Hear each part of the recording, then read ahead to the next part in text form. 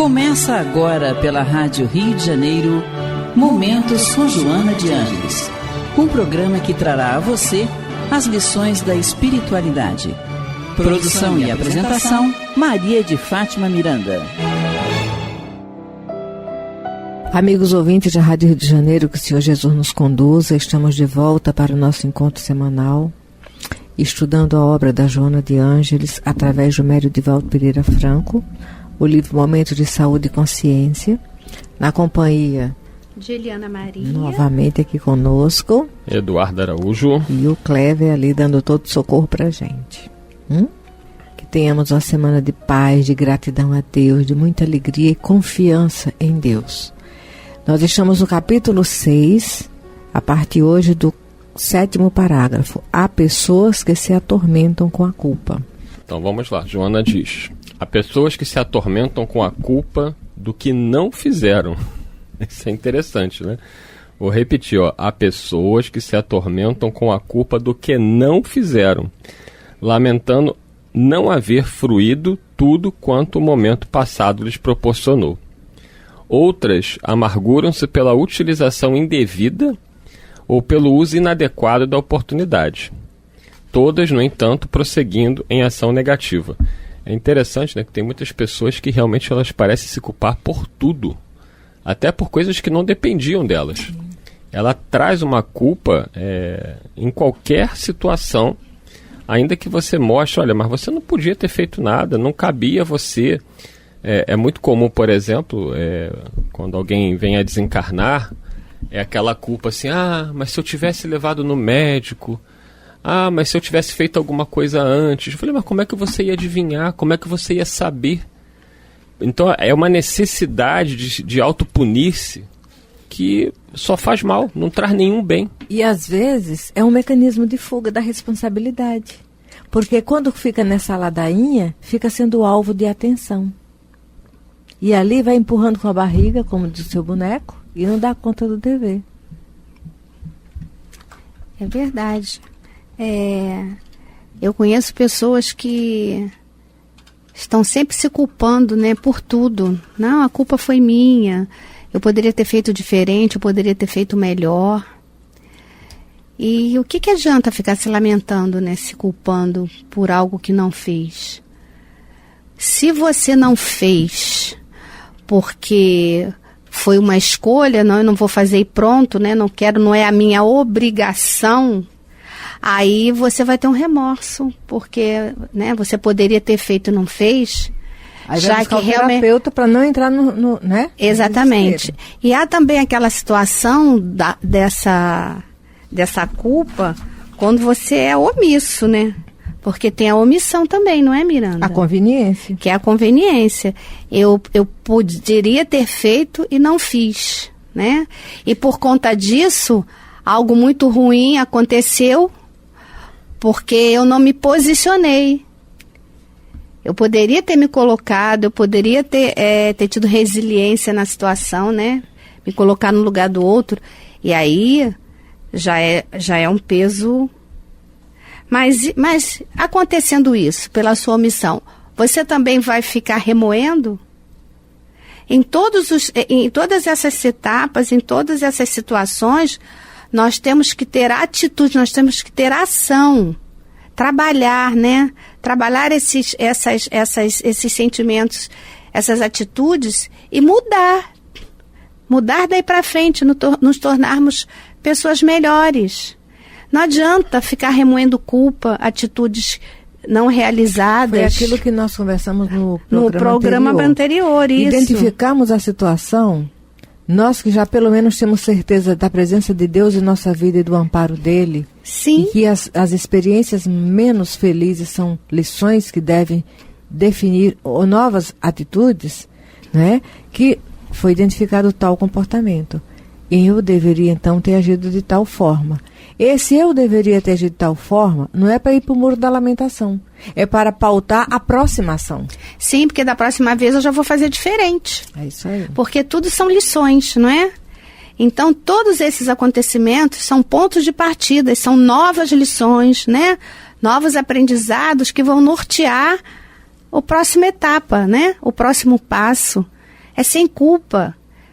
É a culpa sem vitimização. É compreender a situação, lamentar, mas Sim. não ficar parada na lamentação. Exatamente. Que esse primeiro lamentar seja uma meditação do ato, para que você tenha estrutura para ter uma outra determinação na hora que a vida te convidar. Exatamente. Vamos lá? Continuando, Joana diz o seguinte: seja o que for que fizeste ou deixaste de fazer, a recordação em culpa daquele instante de maneira alguma te ajudará. Então aqui isso é importantíssimo, né? Porque isso vale para todos nós, sem exceção aqui na Terra. Não adianta ficar preso na culpa. A gente precisa buscar uma solução para sair da situação equivocada e buscar mudar o nosso comportamento, buscar uma atitude mais saudável. Ficar se prendendo, e tem pessoas que se prendem a culpas de coisas que aconteceram há décadas. Elas não conseguem se libertar.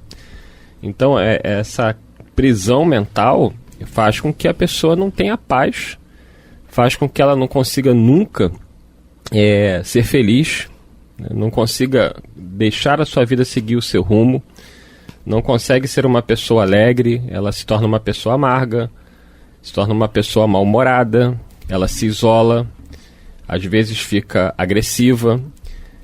Enquanto essa culpa não for diluída, ela não vai conseguir recuperar-se. E é importante fazer uma terapia, né, com um psicólogo, é importante você buscar ajuda espiritual na sua religião, naquilo que você acredita, buscar ter atitudes mais saudáveis, fazer o bem, fazer a caridade, porque quando você está ajudando os outros, é uma forma de você, de alguma maneira, estar se quitando com a própria consciência. Sim, eu lembro daquela passagem de Paulo no caminho de Damasco, quando ele caiu do cavalo e encontrou Jesus. Em momento nenhum ali, Saulo ainda, né? Ele se vitimizou. Qual foi a pergunta que ele fez? Senhor, o que queres que eu faça?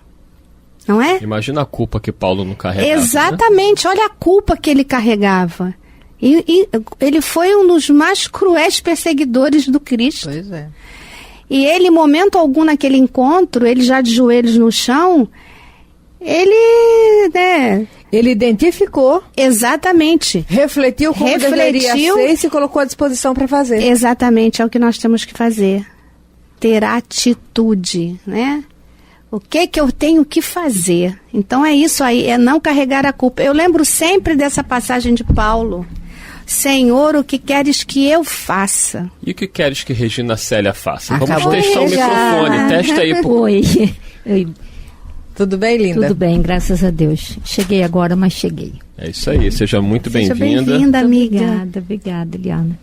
Então, nós estamos aqui junto com Regina Célia, que acabou de chegar, estudando o capítulo 6 do livro Momentos de Saúde e Consciência. Estamos no parágrafo...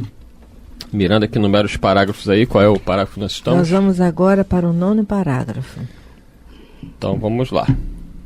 Não poderás apagar o erro, lamentando-o, por mais te demores nessa atitude.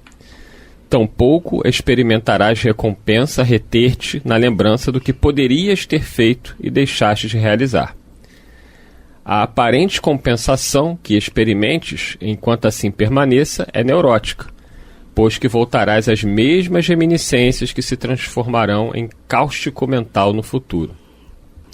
Interessante aqui, né? Porque é o que ela diz, não poderás apagar o erro, lamentando. Quer dizer, quando a gente fez algo ruim, tá feito. Sim. Não tem como voltar atrás e desfazer.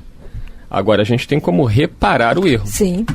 A ideia é essa, né? Tem como crescer em cima daquela situação. O que a gente não pode é ficar preso a um erro do passado que já foi feito, entendeu? E nos deixar levar por isso e não caminhar para frente. Ou seja, não mudar de atitude. Como eu já falei outras vezes, o passado ele nos serve de lição e não de prisão. Então ele não pode nos aprisionar. Ele tem que ser uma lição para que a gente aprenda e não cometa de novo a mesma coisa. Isso aí. O nome disso é sabedoria. Sim. Né? Exatamente. É sabedoria, é saber lidar com todas as situações É aquela frase, né? Aquela frase que a gente ouve sempre. Se não é bênção, é lição. Sim, com certeza. Passou. Então vamos, né?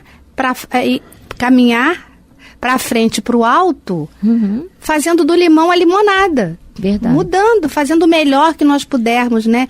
Dentro das possibilidades de cada um. Sem neurose, sem culpa, sem ansiedade. Até né? porque outros erros virão, é inevitável. Sim, é inevitável. Entendeu? Quem não erra, não é? Quem não se engana. Não existe. Aqui na Terra, Não tirando existe. Jesus e os espíritos iluminados que vêm em missão, né, como Miranda, fora isso... Né? Até Iluminada lá no magma da Terra. O A olhar- chama de fogo. O olhar que ela faz pra mim já denuncia logo. Olha, Ó, gente, é o ela magma. tava viradinha olhando pra Eliana. Quando eu falei, ela fez assim. Isso ó. isso é coisa do passado, não tem jeito. É amor. Eu sempre muito falo, bom. é amor. Mas a Joana, essa foi muito boa. Vocês tinham que ver o olhar dela, tinha que estar gravado. Mas a Joana diz aqui, ó, por mais te demore nesta atitude, tampouco experimentarás recompensa. Reter-te na lembrança do que poderias ter feito e deixaste de realizar. Quer dizer, a pessoa fica se culpando ou pelo que ela fez ou pelo que ela deixou de fazer. Então ela se coloca num beco sem saída. Porque a culpa toma conta dela de qualquer jeito, tanto pelo que ela fez como pelo que ela deixou de fazer. E quando na realidade o comportamento esperado é o seguinte: olha, eu me arrependo, eu errei e vou tentar corrigir. Sim. Vou tentar reparar esse equívoco. Ah, mas a pessoa já morreu, não posso reparar com ela. Mas você pode fazer a caridade, Faz com você outra. pode ajudar as pessoas. Porque fica Isso. aquela ideia, né? Ela morreu, eu não tenho mais como voltar atrás. Não, mas ela não morreu, ela está viva. Sim. Ela permanece E viva. está registrando as suas vibrações. E a sua modificação, a sua mudança, o seu trabalho no bem vai chegar até essa pessoa. E um dia, vocês estarão juntos novamente. Seja no plano espiritual, seja aqui no plano material. Não deixar que isso vire um círculo vicioso, porque senão você realmente não consegue sair. Você fica ali remoendo aquilo como um gato correndo atrás do rabo, né? E você não consegue ir adiante. É muito sofrimento, né? São as causas atuais das aflições. Sim. Que nós buscamos o todo tempo, né? Você roda, é como você estivesse andando em círculos na areia da praia, né? Quando você começa a andar em círculos, você começa a afundar. Você não sai dali, a areia vai afundando e você cai. E é isso que acontece. Nós adoecemos com depressão, né? Com crise de ansiedade. Vamos na terapia, como diz Eduardo, tem que buscar uma terapia, tem que buscar ajuda. E nos tornamos um peso para aqueles que estão ao nosso lado. Porque nos tornamos irascíveis, mal-humorados, muitas vezes agressivos. Porque só vemos o problema e não buscamos a solução. Não é? Uhum. Nós somos vítimas de nós mesmos. Nós somos os nossos algozes numa situação dessa, né? Então, quando você chega a esse limite, realmente, como disse Eduardo, tem que buscar ajuda, né? Ajuda espiritual, ajuda do terapeuta, do psicólogo, do psiquiatra. Agora, nós sabemos que não é fácil. Não, é muito difícil. Entendeu? Nós estamos aqui na teoria, mas não temos a intenção de teorizar. Nós sabemos que não é fácil. Quando a Joana nos convida, nos traz essas informações, é para que, ouvindo, cada um possa pedir em preces a Jesus forças, né, levar o pensamento a Deus, e pedir a Ele que dê um olhar de reflexão, que você possa ver no entorno onde buscar o amparo e a ajuda. Porque Deus precisa do homem para amparar o homem. Então, nesse momento, tem aquela pessoa que está dentro de casa, passando momentos que nós não fazemos ideia, privados do essencial, desfalcados da emoção, sendo desrespeitado, humilhado. Então, que você não se permita essa prisão. Lembre que todas as noites Deus nos dá a oportunidade do sono físico para repousar as células do corpo, mas para que nós, espíritos, possamos respirar ares novos. Então, não despreze a presença e a participação do amigo espiritual. Antes de dormir, se está muito pesada a cruz acordado, pede a Deus misericórdia, e aqueles que estão envolvidos na situação da sua experiência, eles também têm um amparo espiritual. Ainda que não respeitem, não considerem, nem tenham atenção. Mas você não dispense esse amparo, e você vai identificar no mundo material a porta de saída para certas necessidades. Sim. E também, qual é um remédio bom para isso? Para prevenir isso? É você sempre fazer o melhor que você puder, em qualquer situação. Se eu não puder ajudar de forma material, que eu ajude com um abraço, com um pensamento, com uma prece. Então, se eu, em todos os momentos da minha vida, eu fizer o melhor que eu puder, né? Eu sempre tentar fazer o melhor, eu não vou ter esse tipo de culpa. Porque pelo menos eu tentei, eu não pude de um jeito, mas eu pude de outro, né? Eu me doei da melhor forma que eu pude. E isso vai te trazer um lenitivo, uma paz, né? Vai te tirar essa culpa, essa consciência aí pesada por algo que você não fez. Então, vamos tentar, né, da melhor forma que nós pudermos na nossa caminhada, fazer o melhor possível, né? Tentarmos errar menos. Errar nós vamos, mas vamos tentar errar menos. E qual é o nosso modelo?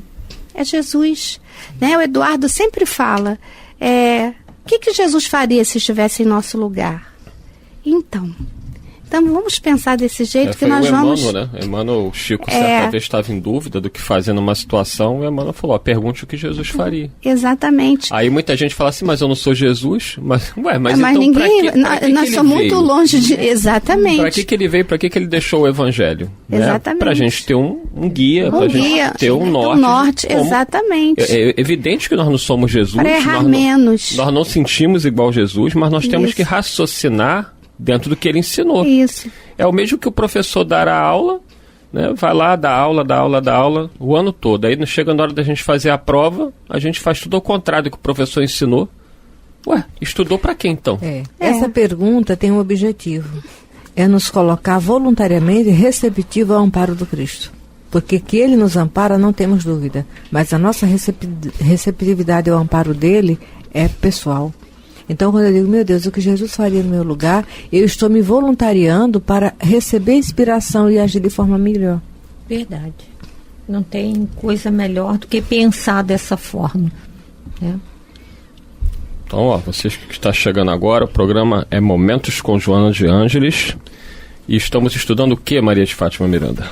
Nós estamos estudando a segunda parte do livro Momentos de Saúde e Consciência, no capítulo 6, Culpa e Consciência. E vamos agora para o parágrafo 10. Que é o seguinte: tudo quanto invistas para anular o passado, removê-lo ou deixá-lo à margem será inútil.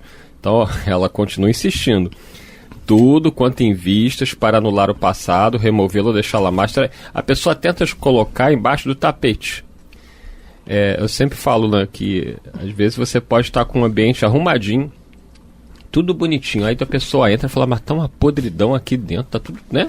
Tá arrumado, mas por quê? Tem um rato morto embaixo do sofá. Pois é. A pessoa? Se o rato tá morto ali e você fingir que ele não tá ali, por mais que o ambiente por fora esteja arrumado, a podridão vai estar ali dentro. Então você pode estar bem, pode estar tranquilo, né, aparentemente, mas as pessoas vão perceber que tem um cheiro ruim ali. São os túmulos caiados, né? Então o que Joana fala, não adianta tentar anular o passado, né? Removê-lo ou deixá-lo à margem. É inútil. Você tem que buscar, tem que tirar o rato dali. O rato morto não está ali, tem que tirar ele dali, fazer a limpeza, a asepsia, para que aí sim você vai começar verdadeiramente a se libertar. Ela continua, o que está feito ou aquilo que ficou para realizar constituem experiências para futuras condutas. Aprender com os nossos erros, né? Tentar fazer melhor. Águas passadas, diz ela, não movem moinhos, afirma o brocardo popular com sabedoria. As lembranças negativas entorpecem o entusiasmo para as ações edificantes, únicas portadoras de esperanças para a liberação da culpa, que é o que a gente já vinha falando. Não tem remédio melhor para a liberação da culpa do que a prática da caridade. Não a caridade simplesmente como nós entendemos, né, que é a caridade material, que é meritória, né? Muitos irmãos nossos precisam da roupa, precisam do alimento, mas essa caridade ela é mais fácil. A caridade que Jesus nos pede é uma caridade que é mais sacrificial, que é dar de si mesmo, é compreender, é não julgar, é conviver em paz com as pessoas, ajudar, né, se doando, né? Você está ali num trabalho voluntário, colocando a mão na massa. Aí sim, isso é um processo que vai ajudar nessa liberação das culpas.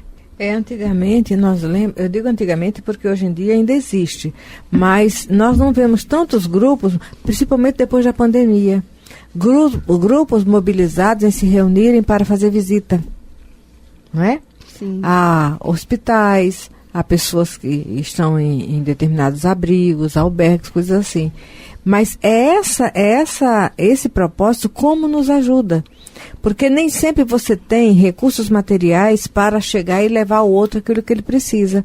Mas quando você se reúne com 2 ou 3 pessoas e vai fazer um culto na casa de um amigo, né? Vai a um hospital, vai a um orfanato, vai a um abrigo, porque eles ainda existem. Ainda existem. Estão carentes dessa presença. Às vezes a pessoa pergunta, e lá no Curupaiti como é que está? Olha, não tem mais caravana, indo ao centro. Porque o centro passou por uma situação onde ele praticamente foi fechado na pandemia. E um centro que era mantido por pessoas que não eram da comunidade, muitos desencarnaram, outros estão no outro objetivo. Porque a pandemia parou aquele centro, mas não parou outras situações. E as pessoas seguiram outros compromissos. Mas os rancenianos ainda estão lá. Né? Se você chegar a um hospital, chegar a um pavilhão, para sentar meia hora, conversar, rever um amigo, você vai encontrar. Ou então em outro lugar. Tem pessoas hoje que estão procurando mais próximo de casa. Nós compreendemos. Mas antigamente nós víamos que havia mais essa interação de querer estar junto para visitar alguém. Às vezes levava algumas coisas da necessidade daquele alguém. Mas tinha pessoas que faziam parte da caravana que não levava nada, mas se levava. Estava ali. Miranda, mas está tudo... E a violência, olha... E às vezes tem um vizinho do lado. Às vezes o vizinho... Você não precisa ir para a casa do vizinho, fazer... marcar ponto na casa dele. Mas você encontra ele no elevador. Um olhar, um sorriso, uma palavra de atenção. Ou simplesmente uma escuta. Na própria rua. Ficou tão banalizado você ver gente confundida na sarjeta, que as pessoas nem percebem que são humanos que estão caídos ali. Sujos, fedendo, com fome, entendeu? Nem sempre você não vai poder retirar dali para uma situação social que você não está estruturado. Mas se você tem um olhar de misericórdia. É esse movimento, porque o de fora você pode não oferecer, mas o de dentro é você e Deus. Verdade. E quantas lições eles nos dão, né? Eu uma vez numa entrega de comida na rua, fui doar uma comidinha para a menina. Ela estava sentada no chão, na rua, e ela falou assim, eu não quero a comida não, mas um abraço eu quero. Você me abraça? Falei, claro, minha querida. Então eu fui dele um abraço gostoso. Foi num dia de Natal. Então isso não tem preço. E o que também não tem preço é a hora, né? Porque ela é implacável, ela já acabou. Então nós agradecemos a companhia de cada um de vocês em mais esse estudo. E semana que vem estaremos todos juntos aqui, eu e esse trio, né? Regina Célia, Eliana Maria, Maria de Fátima Miranda. Que Jesus nos conduza. Clever na técnica. Conosco sempre. Estaremos juntos estudando. Muita paz a todos. A Rádio Rio de Janeiro apresentou Momentos com Joana de Ângeles. Um encontro com as lições da espiritualidade. Produção e apresentação, Maria de Fátima Miranda.